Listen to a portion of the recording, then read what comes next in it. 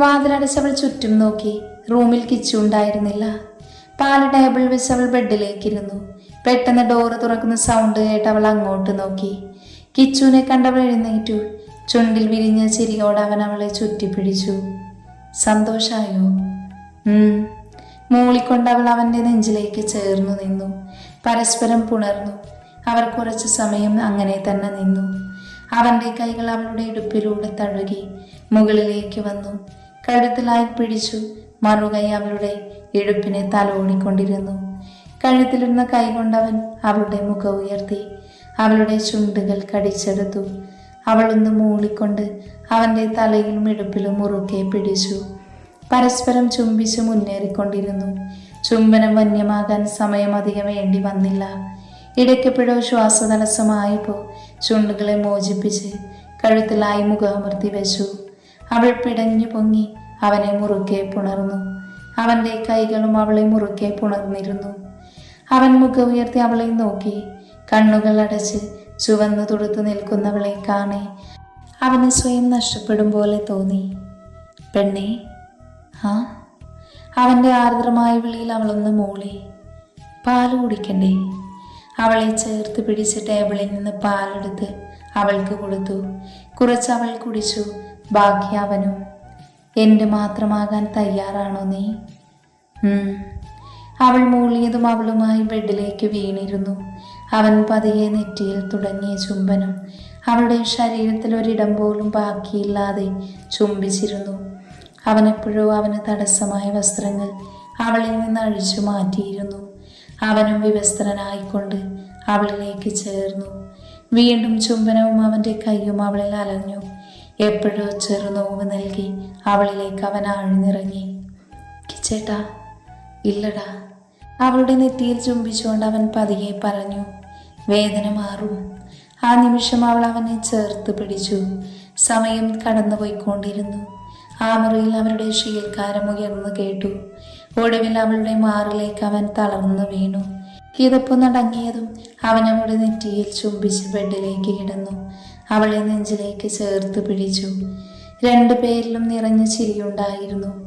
എപ്പോഴും അവർ രണ്ടുപേരും മയക്കത്തിലേക്ക് വീണു. മാറ്റങ്ങളില്ലാതെ ദിവസങ്ങൾ കടന്നുപോയി. വിരുന്നും കാര്യങ്ങളുമെല്ലാമായി കിച്ചുവും മാധവും തിരക്കിലായി. ഓഫീസിൽ തിരക്കെല്ലാം ഒന്നൊതുക്കി ഹണിമൂൺ പോകാനുള്ള പ്ലാനിലാണ് അഗ്നി. അതിനു മുന്നേ തറവാട്ടിൽ പോകണമെന്ന് തീരുമാനിച്ചു. അതുകൊണ്ട് ഫയലെല്ലാം ക്ലിയർ ആക്കാനുള്ള തിരക്കിലാണവൻ. ബാഗെല്ലാം എടുത്തു വെച്ച് ലച്ചു പെട്ടെന്ന് ഫ്രഷായി വന്ന് കിടന്നു. അഗ്നി വരാൻ ലേറ്റാകുമെന്ന് പറഞ്ഞിരുന്നു. നാളെ രാവിലെ തറവാട്ടിലേക്ക് പോകും.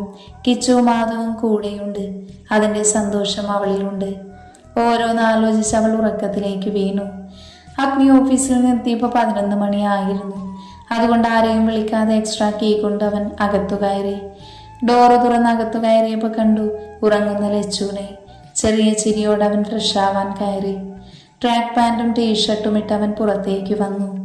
ടേബിളിൽ ഇരിക്കുന്ന വെള്ളം കുടിച്ച് ലച്ചുവിൻ്റെ അടുത്ത് കിടന്ന് അവളെ ചുറ്റിപ്പിടിച്ചു. അവൻ്റെ ചൂട് കിട്ടിയപ്പോൾ പെണ്ണവൻ്റെ നെഞ്ചിലേക്ക് ചേർന്ന് കിടന്നു. അവനൊരു ചിരിയോടെ അവളുടെ നെറ്റിയിൽ ഉമ്മ വെച്ച് കണ്ണുകൾ അടച്ചു കിടന്നു. രാവിലെ തറവാട്ടിൽ പോകാനുള്ള ഒരുക്കത്തിലാണ് അഗ്നിയും ലച്ചുവും കിച്ചുവും മാധവും. കഴിഞ്ഞു ലച്ചു? വരുന്നു ദേവേട്ടാ. ഡ്രസ്സിംഗ് റൂമിൽ നിന്ന് അവർ പുറത്തേക്ക് വന്നു. പോകാം. അവളെ കണ്ടതും അവൻ ബാഗെടുത്ത് പുറത്തേക്ക് ഇറങ്ങി. കൂടെ അവളും. താഴെ ഹാളിൽ അവരെ വെയിറ്റ് ചെയ്ത് കിച്ചുവും മാധവും ബാക്കിയുള്ളവരും ഉണ്ടായിരുന്നു. അങ്ങനെ അവരെല്ലാവരും ബ്രേക്ക്ഫാസ്റ്റ് കഴിച്ച് എല്ലാവരോടും യാത്ര പറഞ്ഞ് പോവാനിരുന്നു. കാറിൽ കയറിയതും അവരുടെ കാർ അകന്നു പോയതും എല്ലാവരും അകത്തേക്ക് പോയി. അങ്ങനെ തറവാട്ടിലെത്തി. തറവാടിൻ്റെ ഓരോ മുക്കും മൂലയും ലച്ചുവിന് അഗ്നി പറഞ്ഞു കൊടുത്തു. രാത്രിയിൽ ഭക്ഷണം കഴിച്ച് അവർ മുറിയിലേക്ക് പോയി. ലച്ചു ഫ്രഷായി വന്ന് കിടന്നു. അഗ്നി ഫോൺ ചെയ്യുവാണ്. കുറച്ചു കഴിഞ്ഞ് അവൻ അകത്തേക്ക് വന്നപ്പോൾ ലച്ചു കിടക്കുന്നതാണ് കണ്ടത്. ഉറങ്ങിയോ? അവൾ അടുത്തേക്ക് വന്ന് അവൻ ചോദിച്ചു. ലച്ചു ചിരിയോടെ അവനെ തിരിഞ്ഞു നോക്കി. ഇല്ല, ഞാനിപ്പോൾ വരാമേ. അവൻ പറഞ്ഞിട്ട് ഫ്രഷാകാൻ പോയി. ലച്ചു ചിരിയോടെ കണ്ണടച്ചു. കുറച്ചു കഴിഞ്ഞതും അവൻ ഫ്രഷായി വന്നു. അവൾക്കടുത്തായി വന്ന് കിടന്നു. അവൾ ഈ നെഞ്ചിലേക്ക് ചേർത്ത് പിടിച്ചു. ലച്ചു പെട്ടെന്ന് തിരിഞ്ഞ് അവൻ്റെ നെഞ്ചിൽ മുഖം അമർത്തി വെച്ചു. പെണ്ണേ. അവൻ പതിയെ വിളിച്ചുകൊണ്ട് അവളുടെ മുഖം ഉയർത്തി. കണ്ണുകൾ തമ്മിൽ ഇടഞ്ഞതും അവൻ്റെ മുഖം താഴ്ന്നു വന്നു. അവളുടെ ചുണ്ടുകൾ കടിച്ചെടുത്തതും ലച്ചു കണ്ണുകളടച്ചു മൂളി. അവനെ മുറുക്കെ പുണർന്നു. അവൻ്റെ കൈകൾ അവളിലൂടെ ഒഴുകാൻ തുടങ്ങി. പതിയെ തുടങ്ങിയ ചുംബനം വന്യമായി. അവളെ ബെഡിലേക്ക് കിടത്തി അവൻ. അവൾക്ക് മുകളിൽ വന്നു. സമയം കടന്നു പോകവേ ശ്വാസമെടുക്കാൻ ബുദ്ധിമുട്ട് തോന്നി.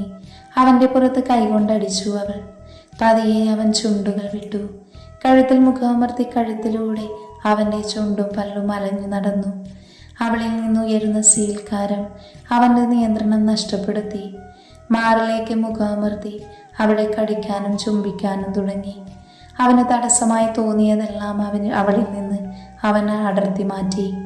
അവന് വിവസ്ത്രനായി. അവളുടെ ശരീരത്തിലൂടെ അവൻ്റെ ചുണ്ടും പല്ലും വിരലുകളും അലഞ്ഞു. അവളിൽ നിന്നുയരുന്ന സീൽക്കാരം അവനെ ഭ്രാന്ത് പിടിപ്പിച്ചു. അവളിലേക്ക് അവൻ ആഴ്ന്നിറങ്ങിയതും അവളിൽ നിന്ന് അവൻ്റെ പേരുതിർന്നു വീണു. ദേവേട്ട. അവനിൽ നിന്നൊരു മൂളൽ മാത്രമേ അവൾ കേട്ടുള്ളൂ. പതിയെ അവൻ ഉയർന്നു താഴ്ന്നു. അവളുടെ സീൽക്കാരവും അവൻ്റെ മുരൾച്ചയും അവിടെ ഉയർന്നു കേട്ടു. സമയം കടന്നുപോയി. അവനിൽ നിന്ന് വിയർപ്പ് കണങ്ങൾ അവളിലേക്ക് ഒഴുകി വീണു. അവസാനം ഒരു കിതപ്പോടെ അവളുടെ മാറിലേക്ക് അവൻ വീണു. അവളുടെ കൈകൾ അവനെ ചേർത്ത് പിടിച്ചു. അവൻ ഉയർന്ന് അവളുടെ നെറ്റിയിൽ ചുംബിച്ച് ബെഡിലേക്ക് കിടന്നു. അവളെ നെഞ്ചിലേക്ക് ചേർത്ത് പിടിച്ചു. വേദനിച്ചോ? സോറി, ഇന്നിത്തിരി കൂടിപ്പോയി അല്ലേ? എന്ത് വയ്യേ? ഉറക്കം വരുന്നു. ഉറങ്ങിക്കോ, ക്ഷീണമുണ്ടാകും. അവളുടെ കണ്ണുകൾ പതിയെ അടഞ്ഞു പോയതും അവൻ നെറ്റിയിൽ ഒന്ന് മുത്തി അവളെ ചേർത്ത് പിടിച്ച് കണ്ണുകൾ അടച്ചു. കിച്ചുവിൻ്റെ മുഖം അവളുടെ മാറിൽ അമർന്നു. കുറച്ചു കഴിഞ്ഞ് അവൻ ബെഡിലേക്ക് കിടന്നു. അവളെ ചേർത്ത് പിടിച്ചിരുന്നു. ഡി, ഉറങ്ങിയോ? ഉറക്കം വരുന്നു. ആണോ? എന്നാ ഉറങ്ങിക്കോ. അവളെ ചേർത്ത് പിടിച്ച് അവന് പറഞ്ഞതും അവളും അവനും മയക്കത്തിലേക്ക് വീണു. പിറ്റേന്ന് വൈകിട്ട് അവർ തിരിച്ച് നാട്ടിലേക്ക് യാത്രയായി. രാത്രിയിലാണ് വീട്ടിലെത്തിയത്. അവരെ കാത്തിരിക്കേണ്ടെന്ന് പറഞ്ഞതുകൊണ്ട് എല്ലാവരും ഉറങ്ങിയിരുന്നു. അഗ്നി കയ്യിലുള്ള കീ കൊണ്ട് വാതിൽ തുറന്ന് അകത്തു കയറി. ഫ്രഷായി കിടന്നു, രാവിലെ കാണാം. കിച്ചുവിനോട് പറഞ്ഞവൻ മുറിയിലേക്ക് കയറിയതും ലച്ചു അവരോട് പറഞ്ഞ് അവന് പുറകെ അകത്തേക്ക് കയറി. പെട്ടെന്ന് ഫ്രഷായി അവർ ഉറക്കത്തിലേക്ക് വഴുതി വീണു. രാവിലെ ചായ കുടിക്കാൻ അവർ താഴേക്ക് വന്നപ്പോഴാണ് എല്ലാവരും അവരെ കണ്ടത്. പിന്നെ തറവാട്ടിൽ പോയി വിശേഷം ചോദിക്കലും പറച്ചിലുമായിരുന്നു. 2 ദിവസം ഓഫീസിൽ പോയിട്ട് അടുത്ത ട്രിപ്പെന്ന് അഗ്നി അവരോട് പറഞ്ഞു. എവിടേക്കാണെന്ന് ചോദിച്ചിട്ട് അവൻ പറഞ്ഞില്ല. അതിൻ്റെ പിണക്കത്തിലാണ് ലച്ചു. ഫ്ലൈറ്റിൽ ആദ്യമായി കയറുന്നതിൻ്റെ പേടി ലച്ചുവിനും മാധുവിനും ഉണ്ടായിരുന്നു. അവരുടെ പേടി മനസ്സിലാക്കി അവരെ ചേർത്ത് പിടിച്ചു അഗ്നിയും കിച്ചുവും. എയർപോർട്ടിലെത്തിയപ്പോഴാണ് എങ്ങോട്ടാണ് പോകുന്നതെന്ന് അവർ അറിഞ്ഞത്. ശരിക്കും സർപ്രൈസായി പോയിരുന്നു ലച്ചുവിനും മാധുവിനും. കിച്ചു പിന്നെ എവിടെയായാലും ഓക്കെ എന്ന പോലെയാണ്. ഫ്ലൈറ്റ് ഇറങ്ങി അവർ ഇനി പോകുന്നത് സ്ലീപ്പറിലാണ്. അതിൽ കുറച്ച് പേർക്ക് മാത്രമേ യാത്ര ചെയ്യാൻ സാധിക്കൂ. കയറിയപ്പോൾ പേടി തോന്നിയെങ്കിലും കാഴ്ചകൾ രസിച്ചാണ് അവർ പോകുന്നത്. അവിടെ നിന്ന് ബോട്ടിലാണ് അവർ റിസോർട്ടിൽ എത്തിയത്. സമയം ഉച്ചയായതുകൊണ്ട് അവർ ഭക്ഷണം കഴിച്ചിട്ടാണ് അവരുടെ കോട്ടേജിലേക്ക് പോയത്. കടലിൽ നടുവിലൂടെ പാലത്തിൽ കയറിയപ്പോൾ ലച്ചു പേടിയോടെ അഗ്നിയെ പിടിച്ചു. പേടിക്കേണ്ട പെണ്ണെ, ഞാനില്ലേ നിന്റെ കൂടെ. ലച്ചുവിന് ആ യാത്ര ഒത്തിരി ഇഷ്ടമായി. അവൾ കണ്ണു വിടർത്തി ഓരോ കാഴ്ചയും നോക്കി നിന്നു. അഗ്നി ബാഗ് അവിടെ വെച്ച് അവൾക്ക് അടുത്തേക്ക് വന്നു. എങ്ങനെയുണ്ട്? നല്ല ഭംഗിയുണ്ട്. ഒരിക്കൽ പോലും വിചാരിച്ചില്ല ഇവിടെ വരുമെന്ന്. നിനക്ക് എവിടെ വേണമെങ്കിലും പോകാം, ഞാനുണ്ടല്ലോ. അവൻ്റെ നെഞ്ചിൽ മുഖമർത്തി നിന്നു അവൾ. ക്ഷീണമുള്ളത് കൊണ്ടൊന്ന് ഫ്രഷായി അവർ കിടന്നു. ഓരോന്ന് കണ്ട് വെറുതെ സംസാരിച്ചിരിക്കുവാണ് കിച്ചുവും മാധുവും. ഫ്രഷായി കിടക്കാം, എന്നിട്ട് വൈകിട്ട് പുറത്തു പോകാം. ഉറക്കം കഴിഞ്ഞെഴുന്നേറ്റ് അവർ ഫ്രഷായി പുറത്തേക്ക് ഇറങ്ങി. പിന്നെ ഫുഡ് കഴിച്ചിട്ടാണ് അവർ തിരിച്ചു വന്നത്. അപ്പോഴുള്ള കാഴ്ച അവരുടെ കണ്ണു വിടർത്തി. മുറിയിലെത്തിയത് കിച്ചു ആദൂനെയും കൊണ്ട് ബെഡിലേക്ക് വീണിരുന്നു. പതിയെ തുടങ്ങിയ ചുംബനം വന്യമായി മാറി. ഇത്ര ചുംബിച്ചിട്ടും മതിവരാതെ അവൻ അവളുടെ ചുണ്ടുകളെ കടിച്ചെടുത്തു. ചുണ്ടിൽ നിന്ന് നാവിലേക്ക് ചുംബനം കടന്നപ്പോൾ അവൾക്ക് ശ്വാസമെടുക്കാൻ ബുദ്ധിമുട്ട് തോന്നി. അതറിഞ്ഞ കിച്ചു പതിയെ ചുണ്ടുകൾ വിട്ട് കഴുത്തിൽ മുഖമർത്തി. ചുണ്ടുകൾ അവിടെ അലഞ്ഞു തുടങ്ങിയപ്പോൾ അവൾ പിടഞ്ഞുകൊണ്ട് അവനെ മുറുകെ പുണർന്നു. കഴുത്തിൽ നിന്ന് ചുണ്ടുകൾ മാറിലേക്ക് എത്തിയതും തടസ്സമായ ഡ്രസ്സ് അവൻ അവളെ പിടിച്ചെഴുന്നേൽപ്പിച്ച് അഴിച്ചു മാറ്റി. കൂടെ അവൻ്റെയും. പരസ്പരം പുണർന്നും ചുംബിച്ചും അവർ മുന്നോട്ട് പോയി. അവൻ്റെ ചുണ്ടുകൾ അവളുടെ ശരീരത്തിലുടനീളം അലഞ്ഞു നടന്നു. ഇടയ്ക്ക് കൂട്ടിനായി പല്ലും നാവും ഉണ്ടായിരുന്നു. അവളിൽ നിന്ന് ഉയരുന്ന ശീൽക്കാരങ്ങൾ അവനെ മത്തുപിടിപ്പിച്ചു. അവളിലേക്ക് അവൻ ആഴ്ന്നിറങ്ങിയതും അവൾ വേദന കൊണ്ട് പിടഞ്ഞുപോയി. അവളിൽ നിന്നും അവനിൽ നിന്നും ഒരുപോലെ സീൽക്കാരം ഉയർന്നു വന്നു. സമയം മുന്നോട്ട് പോകവേ അവരുടെ നിശ്വാസങ്ങളും മൂളലുകളും കുറുകലുകളും സീൽക്കാരങ്ങളും ഉയർന്നു കേട്ടു. അവസാനം വിയർത്തു കിതച്ചവൻ അവളിലേക്ക് വീണു. അവളുടെ കൈകൾ അവനെ ചേർത്ത് പിടിച്ചു. മുറിയിലേക്ക് വന്നതും ലച്ചു ഫ്രഷാകാൻ കയറി. അഗ്നി പൂൾ സൈഡിൽ വാതിൽ തുറന്ന് പുറത്തേക്കിറങ്ങി. ലച്ചു മുറിയിൽ അവനെ കാണാതെ നോക്കി വന്നപ്പോൾ ദൂരേക്ക് നോക്കി നിൽക്കുവാണ് കണ്ടത്. അവൾ ചിരിയോട് അവനെ പുറകെ നിന്ന് പുണർന്നു. അവനൊന്നും മിണ്ടാതെ പുറകിലേക്ക് കൈകൊണ്ട് വന്നവളെ വലിച്ചു മുന്നിൽ നിർത്തി. അവൻ്റെ നെഞ്ചിൽ ചാരി നിന്നതും അവളുടെ മുഖം പിടിച്ചുയർത്തി ചുണ്ടുകൾ കടിച്ചെടുത്തു. ലച്ചു മൂളിക്കൊണ്ട് അവനെ പുണർന്നു നിന്നു. അവളുടെ ഇടുപ്പിലൂടെ കൈ രണ്ടും ചുറ്റിപ്പിടിച്ച് പതിയെ അകത്തേക്ക് നടന്നു. ഒരു കൈ കൊണ്ട് വാതിലടച്ച് അവളുമായി ബെഡിലേക്ക് വീണു. അവളെ അടിയിലായി മുകളിലായി അവനും വന്ന് ചുംബനം മുന്നോട്ട് കൊണ്ടുപോയി. ഒരു കൈ അവളുടെ മാറിനെ ഉടച്ചും തലോടിയും അവളെ വിവശയാക്കി. ശ്വാസമെടുക്കാൻ ബുദ്ധിമുട്ടായപ്പോൾ അവളുടെ ചുണ്ടുകളെ വിട്ട് കഴുത്തിൽ മുഖമർത്തി വെച്ചു. അവിടെ ചുംബിച്ചും കടിച്ചും നാവ് കൊണ്ട് നുണഞ്ഞും അവളെ തളർത്തി. അവളിൽ നിന്ന് ഉയർന്ന സീൽക്കാരവും അവനെ ഭ്രാന്ത് പിടിപ്പിച്ചു. അവളെ എഴുന്നേൽപ്പിച്ചിരുത്തി അവൻ വസ്ത്രങ്ങൾ അഴിച്ചു മാറ്റി. അവനും വിവസ്ത്രനായി. വീണ്ടും ചുംബനം കൊണ്ട് അവളെ മൂടി. അവളുടെ ഉയർച്ച താഴ്ചകളിൽ കടിച്ചും നുണഞ്ഞും അവളെ ഭ്രാന്ത് പിടിപ്പിച്ചു. പുക്കിൾ ചുഴി നുണഞ്ഞതും അവളെ കടിച്ചും പതിയെ താഴേക്ക് നീങ്ങി. പെട്ടെന്ന് അവൾ ഞെട്ടിക്കൊണ്ട് അവനെ തടഞ്ഞു. അതൊന്നും കാര്യമാക്കാതെ അവളെ ചുംബിച്ചുണർത്തി. അവളിൽ നിന്നും അവനിൽ നിന്നും ഒരുപോലെ സീൽക്കാരം ഉയർന്നു വന്നു. പതിയെ അവൻ ഉയർന്നു താഴുമ്പോൾ അവൾ അവനെ മുറുകെ പുണർന്നു. ചുംബിച്ചു സമയം കടന്നുപോയി. അവിടെ അവരുടെ സീൽക്കാരവും നിശ്വാസങ്ങളും ഉയർന്നു കേട്ടു. അവൾ തളർന്നിട്ടും അവൻ അവളിൽ നിറഞ്ഞാടി. അവസാനം അവളിലേക്ക് ഒരുക്കിയതപ്പോൾ അവൻ വീണപ്പോൾ ചേർത്ത് പിടിക്കാൻ അവൾക്കായില്ല. അത്രയും തളർന്നു പോയിരുന്നു അവൾ. അത് മനസ്സിലാക്കിയ അഗ്നി അവളുടെ നെറ്റിയിൽ ചുംബിച്ച് ബെഡിലേക്ക് ഇറങ്ങിക്കിടന്നു. അവളെ നെഞ്ചിലേക്ക് ചേർത്തു കിടത്തി. സോറി പെണ്ണെ, കുറച്ച് കൂടിപ്പോയി എന്നറിയാം. കൺട്രോൾ കിട്ടിയില്ല പെണ്ണെ. വയ്യേ? കുഴപ്പമില്ല. അവളെ നെറ്റിയിൽ മുത്തി അവൻ ക്ഷീണത്തോടെ കണ്ണുകൾ അടച്ചു. 2 ദിവസങ്ങൾ അവർ ആഘോഷിച്ചു. ഷോപ്പിംഗ് നടത്തിയും മുറിയിൽ വരുമ്പോൾ പ്രണയിച്ചും ഒത്തിരി നല്ല നിമിഷങ്ങൾ. ഇന്നവർ തിരിച്ചു പോകുവാണ്. ഇനി അങ്ങോട്ട് തിരക്കുകൾ. ലച്ചവും മാധവും എല്ലാം കോഴ്സ് കഴിയാൻ ലാസ്റ്റ് എക്സാമും. അടുത്ത ദിവസം മുതൽ ഓഫീസും കോളേജുമായി തിരക്കുകളാണ്. 4 മാസങ്ങൾ കടന്നുപോയി. ലച്ചു, ആദു, കല്ലു, മായ എന്നിവർ എക്സാം എഴുതി പുറത്തേക്കിറങ്ങി. അങ്ങനെ അത് കഴിഞ്ഞു. അതെ, ഇനി സമാധാനമായി കിടന്നുറങ്ങാം. അങ്ങനെ അവരെല്ലാവരും സന്തോഷത്തിലായിരുന്നു. അങ്ങനെ ഒരു ദിവസം നമുക്കെന്ന് ഈ ആലോചന ഉറപ്പിച്ചാലോ? അവളും കൂടെ വന്നിട്ട് തീരുമാനിക്കാം. പുറത്ത് വന്തിയുടെ സൗണ്ട് കേട്ടതും അവർ പരസ്പരം നോക്കി. സന്തോഷത്തോടെ അകത്തേക്ക് കയറി വന്ന ലച്ചവും കല്ലവും ആദവും അവിടെ ഇരിക്കുന്നവരെ കാണി ചെറുതായി ഒന്ന് ചിരിച്ചു. എന്താ അവിടെ തന്നെ നിൽക്കുന്നേ? ഒന്നുമില്ല, പോയി ഫ്രഷായി വാ. 3 പേരും ഒരുമിച്ച് തലയാട്ടി വേഗം മുറിയിലേക്ക് പോയി. ഫ്രഷായി താഴെ വരുമ്പോൾ ആദ്യം ഉണ്ടായിരുന്നവർ അവിടെ ഇല്ലായിരുന്നു. ആരാ അമ്മ വന്നേ? അത് അച്ഛൻ്റെയും വല്യച്ഛൻ്റെയും സുഹൃത്തും നമ്മുടെ കുടുംബവുമാണ്. എന്തിനാ വന്നേ? അവരുടെ മകനെ നിന്നെ ആലോചിക്കാൻ. എന്താ? അവൾ ഇരുന്നിടത്തുനിന്നും എഴുന്നേറ്റു അലറി. എന്താ പെണ്ണേ? അല്ലമ്മ, ഇപ്പം എന്താ പറഞ്ഞേ? നിനക്കൊരാലോചനയായിട്ട് വന്നതാണെന്ന്. ആണോ? ചെക്കൻ കൂടെ ഉണ്ടായിരുന്നോ? ഞങ്ങൾ ശ്രദ്ധിച്ചില്ല. ഇല്ല, വന്നിട്ടില്ല. അമ്മമാരും ലച്ചവും ആദവും അതേക്കുറിച്ച് സംസാരിക്കുമ്പോൾ കല്ലുവിൻ്റെ മനസ്സിൽ കാർത്തിയായിരുന്നു. മറക്കാൻ ശ്രമിച്ചിട്ടും ഇതുവരെ തന്നെ കൊണ്ട് പറ്റിയില്ല. എന്നിട്ടും ശല്യം ചെയ്യാൻ ശ്രമിച്ചില്ല. ഇപ്പോൾ ഇതാ കല്യാണം വരെ എത്തി നിൽക്കുന്നു. എന്താണ് ചെയ്യേണ്ടതെന്ന് അവൾക്ക് മനസ്സിലായില്ല. നിറഞ്ഞ കണ്ണുകൾ അവർ കാണാതെ തുടച്ചു മാറ്റി അവൾ ചായ കുടിച്ചു. കല്ലു, നീ എന്താ മിണ്ടാതിരിക്കുന്നേ? അല്ല, ഞങ്ങളുടെ എക്സാമൊക്കെ കഴിഞ്ഞിട്ട് ഇപ്പോൾ കുറച്ചായല്ലേ ഉള്ളൂ. അതിൻ്റെ സന്തോഷം തീരുന്നതിന് മുൻപ് ഇപ്പതാ കല്യാണം. ഒന്ന് പോയേ അമ്മേ. പെട്ടെന്ന് എന്തു പറയുമെന്ന് ആലോചിച്ചു വായിൽ വന്ന കള്ളം അങ്ങ് തട്ടിവിട്ടു. ദേ കല്ലു, കെട്ടിക്കാനായി അപ്പോഴും അവളുടെ കുഞ്ഞു കളി. പിന്നെ എനിക്കിപ്പോൾ കെട്ടണ്ട. അവൾ ബെഡിൽ വന്ന് കിടക്കുമ്പോൾ അവളുടെ കണ്ണ് നിറഞ്ഞൊഴുകി. ഓരോന്നാലോചിച്ച് കരഞ്ഞു. അവൾ ഉറക്കത്തിലേക്ക് വീണു. സമയം കടന്നുപോയി. ആരോ തലയിൽ തലോടുന്നതറിഞ്ഞാണ് അവൾ കണ്ണു തുറന്നത്.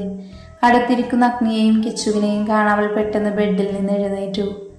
എന്താ ഏട്ടാ? ഞങ്ങൾ വന്നപ്പോൾ കല്യാണക്കാര്യം അറിഞ്ഞു. അപ്പം മോളെ കാണാൻ തോന്നി വന്നതാ.